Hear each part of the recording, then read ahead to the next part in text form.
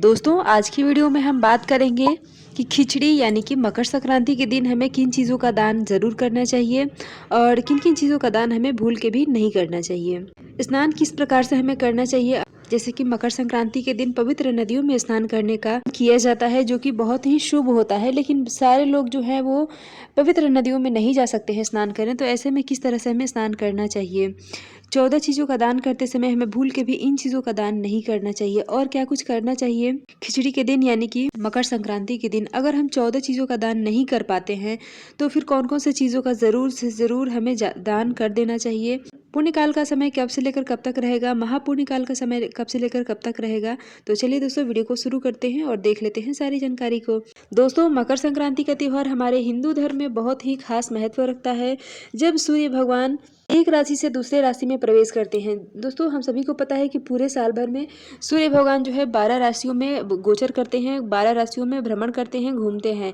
तो जो अभी संक्रांति है यानी कि मकर संक्रांति है, इस दिन सूर्य भगवान जो है, सूर्य देव जो है वो उत्तरायण हो जाते हैं। और ऐसे मान्यता है कि जैसे खरमास के दिनों में सूर्य देव जो है घोड़े की सवारी को छोड़ के गधे की सवारी करते हैं, इसलिए सारे शुभ मांगलिक कार्य बंद हो जाते हैं, नहीं किए जाते हैं।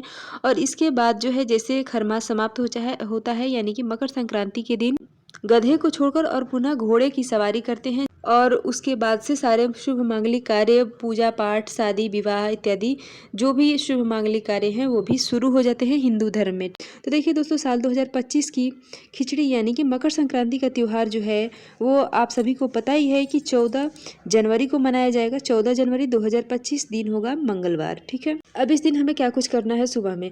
तो देखिए दोस्तों सुबह में सबसे पहले तो हमें एक जल्दी जगना है। इस दिन हमें जल्दी जग के और स्नान वगैरह करके और दान जरूर करना चाहिए। तो इस दिन हमें एक तो सबसे पहले जल्दी जगना है, अपने घर की साफ सफाई हमें जरूर करना है और अच्छे से झाड़ू वगैरह लगाने के बाद, झाड़ू पोछा करने के बाद हमें स्नान करना है। और समय को ध्यान में रखते हुए आप स्नान करें। सुबह में आप बहुत ज़्यादा देर ना करें, जैसे कि अभी तो ठंडी का मौसम है तो बहुत सारे लोग ऐसे सोचेंगे कि 7 बजे 8 बजे हम स्नान करेंगे, या फिर बहुत सारे लोग ये भी सोचेंगे कि चलो आज तो छुट्टी का दिन है। इस तरह से सारे लोग के मन में ये भी आता है कि चलो 10-11 बजे तक नहाएंगे, इतनी जल्दी भी क्या नहाना ठंडी के दिनों में। लेकिन दोस्तों ये हमें भूल के भी नहीं करना है। आप सुबह सवेरे स्नान करके, और हाँ दोस्तों आप दान ज़रूर करें आज के दिन। अगर आपके घर में बड़े बुजुर्ग हैं तो उनको भी आप स्नान करवा के, आप अगर वो स्नान करने लायक नहीं है, जैसे कि उनको कोई ठंडे पानी से स्नान नहीं कर सकते हैं या फिर कोई समस्या है, तो आप उनको गर्म पानी करके और पूरे शरीर को कपड़े से पोंछ के और उनका कपड़ा ज़रूर चेंज करवा दें। ठीक है, इसी तरह से जो छोटे बच्चे हैं जो स्नान नहीं कर सकते हैं या फिर उनकी तबीयत वगैरह सही नहीं है तो उनको भी आप कपड़े चेंज करवा दें। लेकिन ऐसा नहीं करना है कि ज़्यादा ठंडी का मौसम है तो उनको हम मतलब अगर वो स्नान नहीं कर पाते हैं तो उनको हमें कपड़ा ज़रूर चेंज करवा देना है। ठीक है, उनको छोड़ना नहीं है।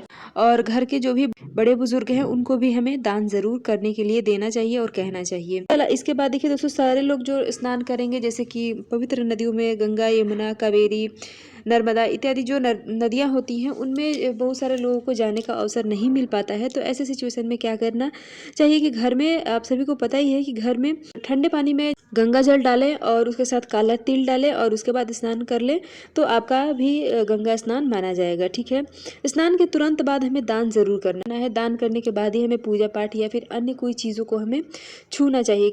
अब बहुत सारे लोग जो हैं वो 14 चीज़ों का दान करते हैं। 14 सुहाग की सामग्री, 14 बर्तन, 14 चीज़ें, जैसे 14 खाने की सामग्री या 14 गर्म कपड़े, 14 सुहाग की सामग्री में बिंदी, चूड़ी इत्यादि इन सारी चीज़ों का दान किया जाता है। तो अगर आप 14 चीज़ों का दान नहीं कर सकते हैं तो 14 चीज़ों में जैसे कि आप बर्तन वगैरह की दान करते हैं तो ध्यान रखें कि इसमें लोहे की बनी हुई चीज़ें का दान आप ना करें, क्योंकि देखिए दोस्तों लोहा जो है वो शनिदेव का प्रतीक माना जाता है। वैसे तो दोस्तों देखिए उड़द की दाल, काला तिल और अदरक इत्यादि और भी बहुत सारी चीज़ें हैं जो कि शनिदेव के प्रतीक माने जाते हैं। लेकिन इन चीज़ों का दान करना शुभ होता है, लेकिन लोहे का दान करना शुभ नहीं होता है। तो इसलिए आप लोहे से बनी हुई चीज़ों का दान ना करें। दोस्तों अब हम देख लेते हैं, जैसे अभी हमने वीडियो में जाना कि मकर संक्रांति के दिन 14 चीज़ों का दान किया जाता है और इसके अलावा और भी बहुत सारी चीज़ों का दान किया जाता है, जैसे कि गर्म कपड़े वगैरह इत्यादि का भी दान किया जाता है। तो ऐसे सिचुएशन में अगर आप 14 चीज़ों का दान नहीं कर सकते हैं या फिर गर्म कपड़े का दान नहीं कर सकते हैं तो आपको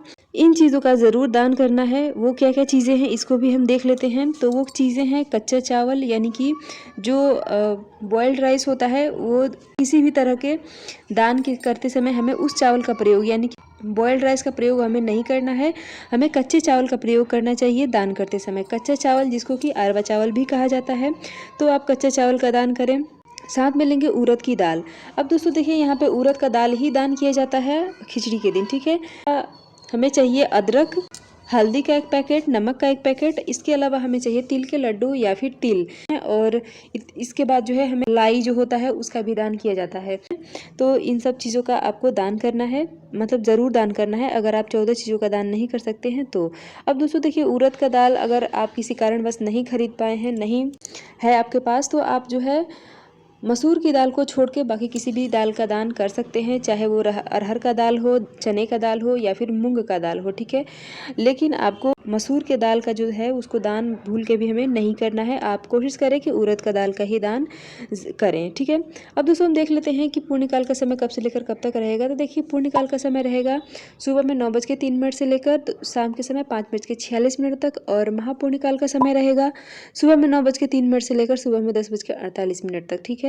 तो आप जो है अपने सही समय पे पूजा पाठ इत्यादि कर लें।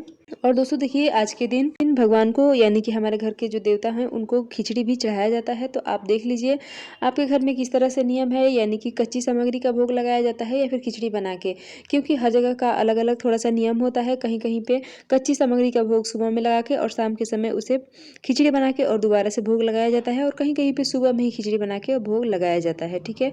तो आप अपने घर के अनुसार देख लें कि आपको किस तरह से खिचड़ी मतलब भगवान को भोग लगाना है खिचड़ी के दिन, ठीक है। दोस्तों, खिचड़ी बनाते समय हमें इस बात का ध्यान रखना है कि क्योंकि हम वो खिचड़ी जो है भगवान को समर्पित करेंगे, भगवान को भोग लगाएंगे, इसलिए उसमें लहसुन और प्याज इत्यादि नहीं डालना चाहिए, ठीक है।